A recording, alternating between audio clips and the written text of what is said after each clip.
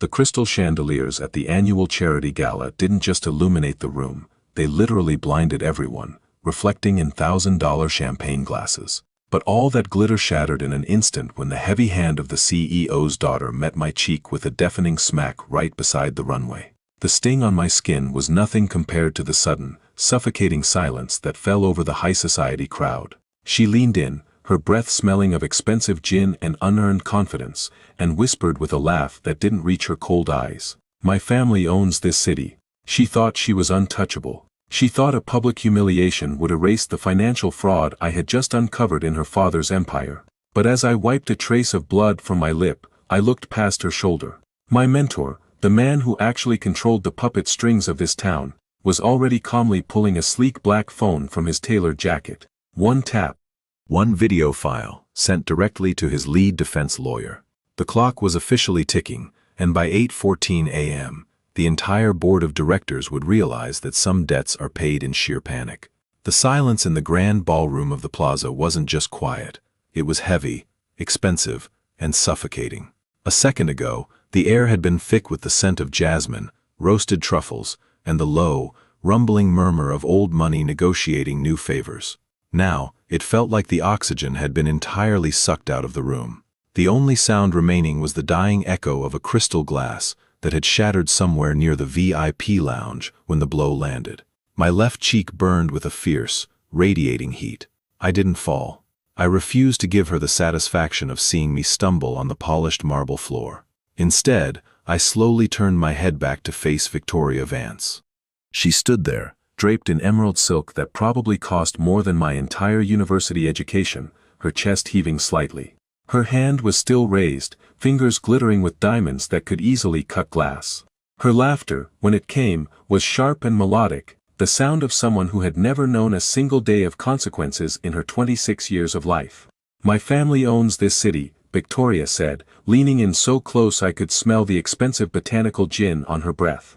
Her eyes, wide and manic with a toxic mix of champagne and unchecked power, searched my face for tears. "Did you really think a little nobody analyst from compliance could just walk into our house and look at our ledgers? You're done, Julian, your career is a corpse."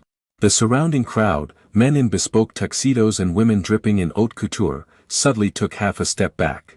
Nobody moved to help. In this ecosystem, a scandal was like a flash flood. You didn't try to stop it, you just climbed to higher ground so you didn't get dirty. I swallowed the metallic taste of blood from a tiny cut inside my lip and looked past her shimmering shoulder. Sitting at table number 1, completely unbothered by the theatrical display, was Arthur Vance, the CEO and Victoria's father. He didn't even look up from his prime rib. To him, this wasn't a crisis, it was just his daughter housekeeping. But right next to him sat a man who didn't belong to their world of inherited arrogance. Marcus Sterling, my mentor, the chief of corporate restructuring, a man whose quiet demeanor was often mistaken for weakness right up until the moment he liquidated your entire asset portfolio. Marcus didn't yell, he didn't make a scene. With agonizing calmness, he reached into the inner pocket of his charcoal Tom Ford jacket and pulled out a sleek, matte black smartphone. His thumb glided effortlessly across the screen. He hadn't just been watching. He had been recording. With a single, precise tap, the high-definition video of Victoria's assault, along with the synchronized audio of her claiming ownership over the city's legal and financial infrastructure, was sent directly to a secure, encrypted server belonging to his lead defense lawyer, Christian Vance, no relation, ironically, and certainly no friend to the CEO. Marcus caught my eye through the crowd. He gave a microscopic nod. It was the look of a grandmaster who had just watched his opponent move a pawn directly into a trap. Victoria noticed the silence stretching too long. Her smile faltered slightly, her eyes flickering nervously as she realized I wasn't crying, begging, or running away. I was just standing there, watching her with a calmness that defied her status. "What are you looking at?" she snapped, her voice dropping an octave, losing its playful edge. "Get out of my sight before I have security throw you into the street." "I'm leaving, Victoria," I said, my voice shockingly steady, echoing off the high ceilings. "But you might want to check the weather forecast. I think a storm is coming early this morning." I turned on my heel and walked out of the ballroom, the red carpet beneath my shoes feeling less like a runway and more like a path leading to a execution block, only I wasn't the one facing the axe. Behind me, the murmurs began to swell again, like a hive of disturbed wasps. Victoria was already turning back to her friends, tossing her hair, trying to recapture the high of her public triumph. She had no idea that the mechanism had already been triggered. She truly believed that a vault full of money could shield her from the gravity of what she had just done on camera. Outside, the cold night air of the financial district hit my face like an ice bath, instantly soothing the throbbing pain in my jaw. Marcus's black town car was already idling at the curb, its exhaust venting clean white plumes into the midnight air. The driver opened the door without a word. As the door clicked shut, isolating me from the city noise, my phone buzzed in my palm. It was a single text from Marcus. "Go home. Sleep. The dominoes are already falling. See you at 8 a.m. I leaned my head against the cool leather headrest, watching the towering skyscrapers of the Vance Group blur past the window. They looked so solid, so permanent, built on decades of political favors and aggressive expansion. But I knew what was hidden in the basement of those balance sheets. I knew about the offshore entities, the artificially inflated valuations, and the massive, delicate web of credit that kept the whole empire afloat. Victoria thought she had defended her family's honor. In reality, she had just handed us the match to light the fuse. If only she knew that by sunrise, the very walls she claimed to own would begin to sweat. The morning sun didn't rise over the financial district. It cut through the smog like a cold, gray scalpel.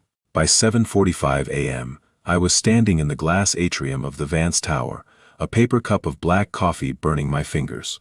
My left cheek was still slightly swollen, a faint shadow under my jaw that no amount of cold water could fully hide. But as the turnstiles clicked and the morning shift filed in, I felt entirely numb to the physical pain.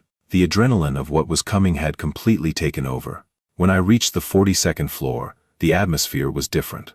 Usually, the executive level smelled of lavender polish and quiet confidence. Today, it smelled of stale sweat and panic. Phones were ringing in a disorganized, chaotic symphony. Assistants were moving with a frantic, uncoordinated speed, clutching folders to their chests like shields. The corporate machinery was grinding gears, and it hadn't even hit 9 o'clock. I walked past the glass-walled office of the chief financial officer, Leonard Ross.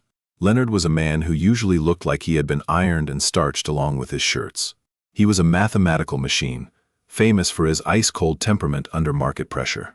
But right now, through the transparent glass, I could see his tie was loosened, his collar unbuttoned, and his hands were shaking as he refreshed a screen on his terminal. "Julian." A quiet voice called out from the shadows of the hallway. I turned to see Marcus. He looked immaculate, as if he hadn't spent the night coordinating a legal drone strike.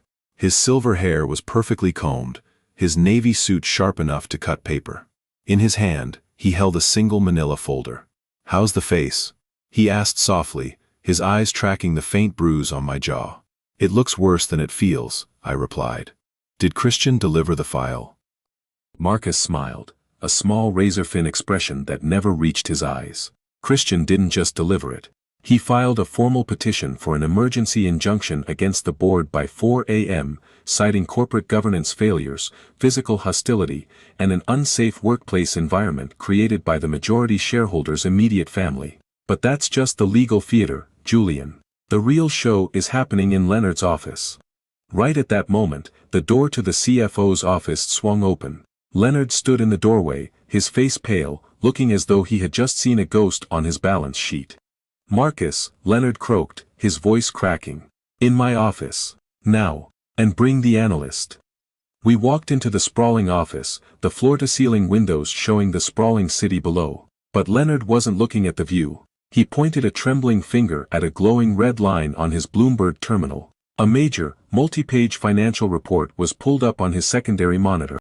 The clock on the wall precisely clicked over, 8:14 a.m. "Look at this," Leonard whispered, dropping heavily into his leather chair. "Just look at the liquidity report.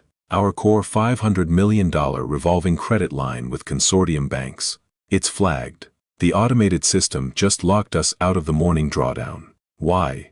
Marcus asked, his voice entirely neutral, pretending to be surprised. "Because of a material adverse change clause." Leonard slammed his fist on the desk, making his silver pen set rattle. Some legal firm filed a massive corporate governance complaint at dawn, alleging systemic leadership instability and criminal misconduct within the executive suite. The algorithm at the lead bank caught the filing, triggered a risk assessment, and put a freeze on our liquidity pool until the board addresses it. I looked at the monitor. The numbers didn't lie. A $500 million credit line was at risk, the lifeblood of the Vance Group's current infrastructure project. Without that cash flow by noon, the contractors would walk off the job sites, the credit rating agencies would downgrade the debt to junk status by tomorrow morning, and the dominoes would begin to fall. "Where is Arthur?" Marcus asked calmly. "He's upstairs in the penthouse office, trying to figure out why his personal accounts are being scrutinized," Leonard said, rubbing his temples. "He thinks it's a glitch. He doesn't understand. I tried calling our primary contact at Capital Union. I tried calling the risk director at Meridian Trust."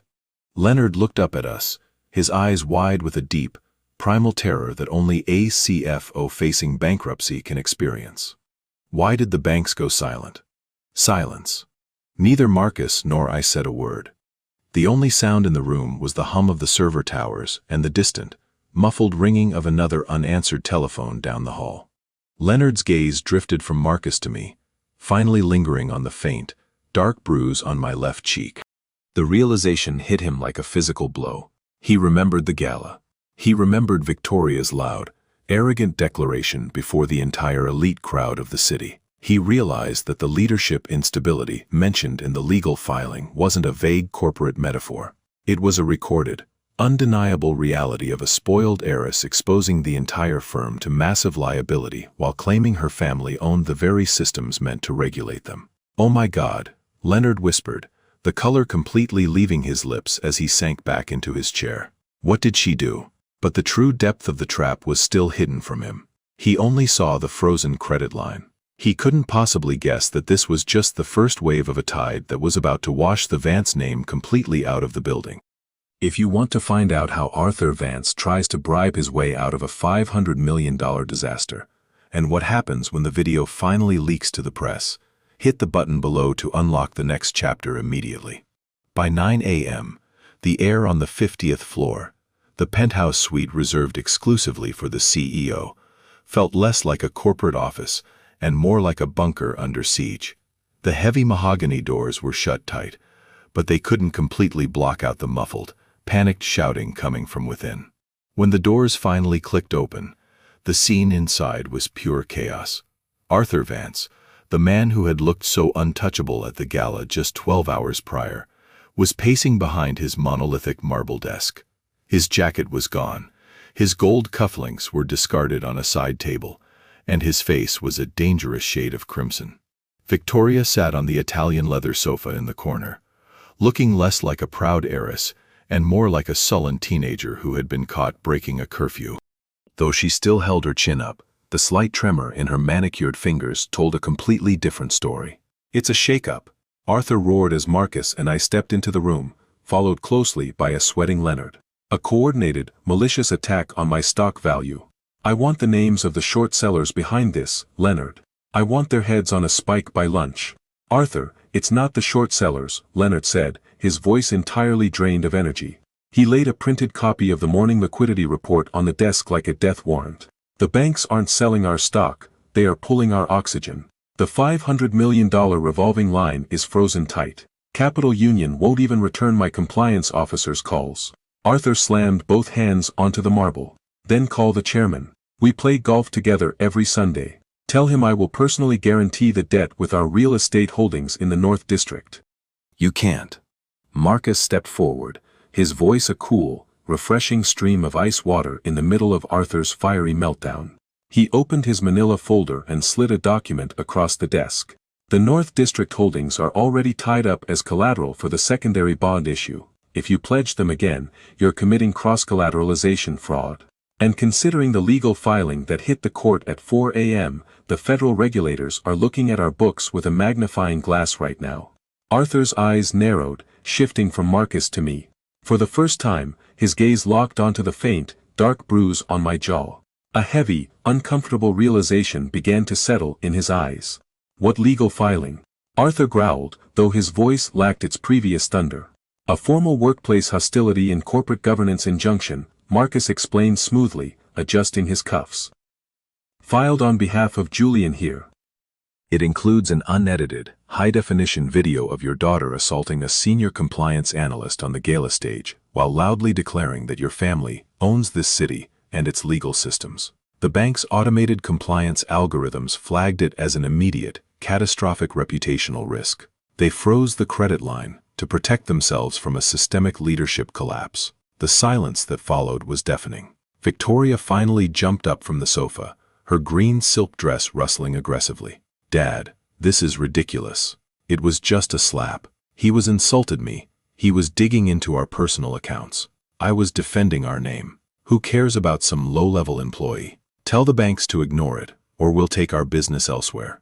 "Shut up, Victoria," Arthur suddenly screamed, turning on her with a fury that made her instantly step back, her mouth dropping open in shock. He had never spoken to her like that in her entire life. "You idiot. You absolute, unmitigated idiot. You didn't just slap an analyst, you did it on camera. You handed them the exact weapon they needed to prove that our corporate culture is toxic and uninvestable." Arthur turned back to Marcus, the sweat now visibly glistening on his forehead. The fierce, untouchable titan of the city was rapidly dissolving into a desperate man trying to hold together a cracking dam. "Marcus, we can fix this," Arthur stammered, his hands spreading wide in a gesture of sudden, uncharacteristic humility. "We settle. We offer Julian a settlement. $1 million. $2 million. Whatever it takes for him to sign a non-disclosure agreement and retract the filing. We tell the banks it was a misunderstanding, a theatrical misunderstanding." He looked at me, his eyes begging. $2 million, Julian. Right now. You can retire, buy a house, disappear. Just sign the paper and make this go away. I looked at the powerful CEO, then looked at Victoria, who was watching me with a mixture of burning hatred and sudden, creeping fear. The power dynamic in the room had completely flipped. The city didn't belong to them anymore. It belonged to the data, and the data was about to become public.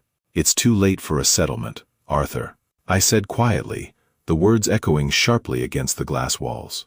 "The video isn't just in the hands of our lawyer anymore." Arthur froze, his hand hovering over his phone. "What do you mean?" Before Marcus could answer, the television monitor on the wall, permanently tuned to the financial news network, flashed with a bright red breaking news banner. The anchor's voice, previously a low drone, suddenly sharp and urgent, filled the room. "Breaking news in the tech and infrastructure sector. A leaked video from last night's Vance Group charity gala has just surfaced online, showing a violent physical altercation involving the CEO's daughter. Analysts are already speculating that this could trigger a massive compliance investigation into the firm's $500 million North District project." Arthur's phone began to vibrate on the desk, then Leonard's phone, then the main office line. The true storm hadn't just arrived. It had just blown the windows wide open. The breaking news banner on the screen wasn't just a headline. It was a digital execution order. Below the anchor's face, a blurred yet unmistakable loop of Victoria's emerald silk dress played on a continuous, agonizing cycle. The sound of her hand connecting with my face didn't broadcast over the network, but the subtitles scrolling across the bottom of the screen were loud enough. "My family owns this city." Arthur Vance looked at the screen, his face transitioning from crimson to an eerie, chalky gray. The phone on his desk wasn't just vibrating anymore. It was skittering across the marble surface like a frantic insect, illuminated by a dozen consecutive calls from the board of directors. "Turn it off," Arthur whispered, his voice suddenly hollow. "Turn the damn thing off." Leonard didn't move to find the remote. He was staring at his own tablet, his thumbs flying across the screen as he watched the pre-market trading data. "Arthur," Leonard said, his voice dropping into a flat, clinical drone, the tone a doctor uses when delivering a terminal diagnosis. "Vance Group stock just dropped 7% in extended trading. The algorithms are executing automatic sell orders based on the media mentions alone. If this volume keeps up until the opening bell at 9:30, we are going to open in a freefall. Call our market makers," Arthur yelled, his composure completely disintegrating. He grabbed the skittering phone, his fingers slipping on the screen. "Tell them to buy up our own shares." Support the price. Use the corporate treasury. With what money, Arthur? Marcus asked. He hadn't moved from his spot near the door. He stood with his arms crossed, watching the panic with the detached curiosity of a scientist observing a chemical reaction. The treasury is empty. We were relying on the 8 a.m. drawdown from the $500 million credit line to cover the short-term commercial paper due today. The bank froze that line because of the legal risk. If you use the remaining cash reserves to buy back stock, we default on our payroll by Friday. Victoria finally broke. The reality of what her temper had caused was finally punching through her armor of privilege. This is insane. It's my father's company. We built this city. You can't let a bunch of talking heads on television destroy us over a stupid argument. You didn't just start an argument, Victoria, I said, stepping closer to the desk. The swelling on my jaw felt like a badge of honor now. You gave the banks the perfect legal excuse to exit a sinking ship. They've been looking for a way out of our North District debt for 6 months because they knew our valuations were inflated. You just handed them the golden ticket on a silver platter. Arthur looked at me, his eyes wide, the realization finally hitting him. He didn't look at his daughter, he looked at Marcus. This was you, Arthur breathed, a cold accusation cutting through his panic. You knew about the valuation discrepancies in the North District. You've been looking for a leverage point to restructure the entire board. You used Julian to bait her. I didn't make your daughter strike an employee on a public stage, Arthur. Marcus replied smoothly, taking a single step forward and placing his manila folder directly on top of the useless liquidity report. She did that entirely on her own inheritance. But I am certainly going to use the consequences to clean up this house. Marcus tapped the folder. Inside is a voluntary resignation framework. You step down as CEO and chairman, effective immediately. You surrender your voting shares to a temporary restructuring trust managed by my office. In exchange, we won't press criminal charges for corporate fraud regarding the North District valuations, and we will allow Victoria to check into a private, wellness facility to manage her public relations image. Arthur stared at the folder as if it contained a live grenade. And if I refuse? I still control 42% of the equity. If you refuse, Marcus said, his voice dropping to a deadly whisper that filled every corner of the penthouse, the lead bank will officially declare a technical default by 10 a.m. The stock will crash by 50% by noon. And by tomorrow morning, the federal prosecutors will be opening these mahogany doors with a warrant. The office phone rang again, its sharp electronic tone slicing through the tension. This time, Leonard answered it on speaker. Leonard. A voice boomed through the room. It was the lead underwriter from Capital Union Bank.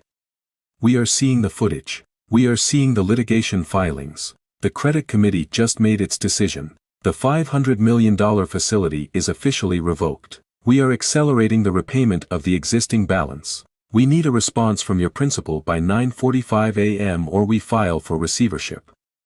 Leonard didn't answer. He just looked at Arthur. The great Arthur Vance looked down at his trembling hands, then at the pen set on his desk, and finally at the television screen where his daughter's face was still looping. The city he claimed to own was watching him dissolve in real time, and there wasn't a single favor left for him to call in. The digital clock above the trading floor on the 42nd floor ticked toward 9:29 a.m. The final countdown had begun. Outside the glass walls, the bullpen was a sea of frantic movement. Traders stood on their chairs, headsets mashed against their ears, shouting over one another as they tried to anticipate the carnage. The pre-market indicators were bleeding red across every screen in the building. The Vance Group was no longer an empire. It was a wounded whale in a pool of hungry sharks. Inside the penthouse, Arthur Vance looked 20 years older than he had at the gala. His fingers hovered over the sleek Mont Blanc pen sitting on top of Marcus's resignation framework. 9:30. Leonard whispered, his eyes locked onto his tablet. The market is open. A collective groan echoed from the trading floor below, muffled but heavy enough to shake the glass partitions. The ticker symbols at the bottom of the television screen updated instantly. Vance Group, VNC, had opened down 34%. The automated circuit breakers on the New York Stock Exchange were the only thing preventing a total, instantaneous wipeout, halting trade for a mandatory 15-minute cooling period. But there was no cooling the panic inside this room. Sign it, Arthur, Marcus said, his voice entirely devoid of pity. He stood motionless, a statue of absolute corporate certainty. Every minute you waste is another $10 million vaporized from your personal estate. If you sign now, we preserve enough asset value to keep you out of bankruptcy court. If you don't, you lose the company, the house, and your freedom. Victoria was trembling now, her arrogant laughter from the night before completely replaced by a quiet, desperate sobbing. She reached out, her diamond-encrusted fingers catching the edge of her father's sleeve. "Dad, please. Make them stop it. Fix it." Arthur looked at his daughter, a flash of profound bitterness crossing his face. "I can't fix this, Victoria. You wanted everyone to know who we were. Well, now they know." With a shaking hand, Arthur gripped the pen. He didn't look at Marcus, and he certainly didn't look at me. He scribbled his signature across the bottom of the document, the sharp scratch of ink on paper sounding like a final gasp of air. He dropped the pen, slumped back into his leather chair, and closed his eyes. "It's done," Arthur muttered. Marcus didn't waste a second. He picked up the signed document, verified the signature with a quick glance, and slipped it smoothly back into his folder. He turned to Leonard. "Leonard, issue a press release immediately," Marcus ordered, stepping into the role of acting chairman without missing a beat. "Announce the immediate restructuring of the executive board. Arthur Vance is out. Tell the market that Marcus Sterling is taking the helm, and that our first corporate action is a full, transparent audit of the North District project in cooperation with federal authorities." "And the credit line?" Leonard asked, a tiny glimmer of hope returning to his eyes. "Call Capital Union back. Tell them the toxic assets and the leadership risk have been removed from the building. Offer them a seat on the new restructuring committee. They'll turn the liquidity back on by noon, once they realize I'm the one running the numbers." Leonard nodded quickly and sprinted out of the room, eager to escape the suffocating aura of the fallen titan. Marcus turned his attention to me. A genuine, appreciative smile finally broke across his face. "Excellent work, Julian. Your compliance report was the anvil, and Victoria's temper was the hammer. Go downstairs to HR, your new contract as Chief Compliance Officer for the restructured firm is already waiting for your signature. You earned it." "Thank you, Mr. Sterling," I replied, holding my head high. The burning pain in my jaw was gone, replaced by a deep, settling sense of vindication. As Marcus turned to address a frantic crowd of incoming board members, I walked toward the heavy penthouse doors. Before I stepped out, I paused and looked back one last time. Arthur Vance was staring blankly at the ceiling, completely defeated. Beside him, Victoria sat with her head in her hands, her emerald dress crumpled and ruined, looking small and entirely powerless against the backdrop of the massive city skyline. They used to think they owned this town, but as I stepped into the elevator and watched the doors smoothly glide shut, I knew the truth. In this world, nobody owns the city. You only rent your power, and if you forget who keeps the ledger, the eviction notice arrives at 8:14 a.m.